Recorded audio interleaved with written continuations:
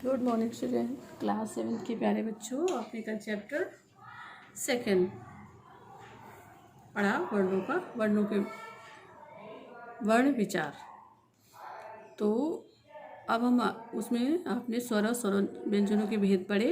अब आगे पढ़ेंगे वर्णों के उच्चार स्थान। जो अब स्पर्श व्यंजन जो भी थे उनके उच्चार स्थान क्या होते हैं। हिंदी वर्णमाला के वर्णों का उच्चारण करते समय मुख के जिन जिन भागों की सहायता ली जाती है वे हैं कंठ, तालु, मूर्धा, जैसे तालु का अग्रभाग, दंत, दांत, जोष्ट, होंठ और नासिका, नाक। वर्णों के इन उच्चारण स्थानों का वर्गीकरण इस प्रकार से होता है। देखिए किस तरह से वर्णों का उच्चारण स्थान होता है और किस प्रकार होता है। जैसे कंठ से कैसे बोलते हैं, कंठ से अ, आ, क, ख, ग, घ, ङ और अह वर्णों का उच्चारण होता है। तालब, कंठ और तालव्य से, कंठ और तालु की सहायता से ए, आई वर्णों का उच्चारण होता है।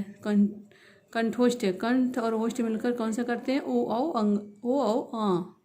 तालव्य से अ, ई, च, छ, ज, झ, य, श वर्णों का उच्चारण होता है। मूर्धन्य तालु के मूर्धा भाग से ऋषि, ट, ठ, ड़, ढ, ड़ वे श वर्गों का उच्चारण होता है।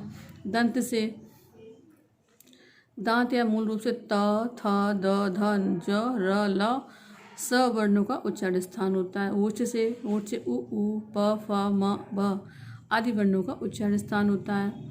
आदि के अतिरिक्त नाक की भी सहायता ली जाती है, मतलब ड़ा, य, ड़ा, न, म, उंग, आ और चंद बिंदु में वर्णों की उच्चारण में मुख के भाग, दांत, ओष्ठ आदि के अतिरिक्त नाक की भी सहायता ली जाती है। दंत्योदय, दांत और ओष्ठ की सहायता से व और फ वर्णों का उच्चारण होता है। कंठ और सुर तंत्रिका की सहायता से वर्ण का उच्चारण, ह वर्ण का उच्चारण होता है। तो बेटा आपने ये वर्णों के उच्चारण स्थान पढ़े, इसको कायदे से 2-3 बार पढ़िए तभी आपको याद होंगे। आप देखें संयुक्त व्यंजन और व्यंजन गुच्छ क्या चीज़ होती है।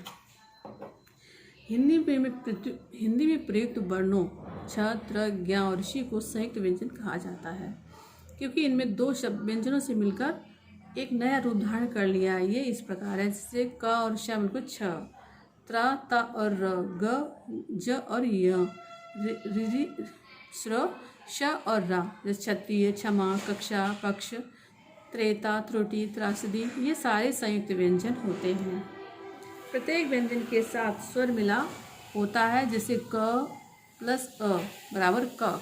लेकिन जब दो व्यंजन एक साथ बिना किसी स्वर के बोले जाते हैं तब उनके उच्चारण में पहले स्थान के आ का लोप हो जाता है और इस प्रकार के मेल से दोनों व्यंजन समान हो जाते हैं और असमान भी। जैसे क, आधा क और पूरा क, अगर किसी में से प में लगाया तो पक्का हो गया और आधा क और ता भा में लगाया तो भक्त हो गया। समान व्यंजन का मेल, यहाँ पर समान व्यंजन का मेल है और यहाँ पर असमान व्यंजन का मेल है।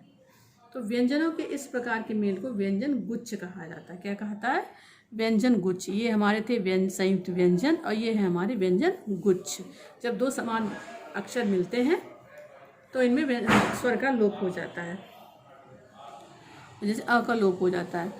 इनमें सब व्यंजन ही 2 बार आपस में जुड़ते हैं। इनमें एक समान व्यंजन ही 2 बार आपस में जुड़ते हैं, तब ये मेल द्वित व्यंजन कहलाता है। जब एक जैसे व्यंजन आपस में मिल जाते हैं तो उनको हम द्वित व्यंजन कहते हैं। क्या कहते हैं, अब देखिए किसी शब्द के, अब यहाँ वर्ण विच्छेद, किसी शब्द के वर्णों को अलग अलग करके लिखना क्या कहलाता है, वर्ण विच्छेद। जो आपको मैंने काफ़ी बार कराया है, वो तो आपको अच्छे से आता है। तो जैसे नव, न प्लस अ प्लस ध प्लस अ। अब इसमें देखें कि आप कहेंगे अ क्यों आया है, तो मतलब व्यंजन सदैव स्वर की सहायता से बोले जाते हैं, तो ये स्वर निकल कर बाहर आया है क्योंकि इसमें हलंत लग गया है। ऐसे ही पायल में, कष्ट में, आदत में और कृत्य में। तो देखा बेटा किस तरह से व्यंजन और स्वर होते हैं, उनका वर्गीकरण होता है, कौन से व्यंजन क्या कहलाते हैं और उनका उच्चारण कहाँ से कहाँ तक होता है। तो ये सारी चीज़ें आप ध्यान से पढ़ेंगे, घर पे रीडिंग कम से कम 2 बार करेंगे, ठीक है। और जो पॉइंट आपको अच्छे लगे, मतलब जो देर में समझ आते हैं, उसको तुरंत नोट कर लें, ठीक है। इसी के साथ अगले चैप्टर पे फिर मिलते हैं। Best of luck.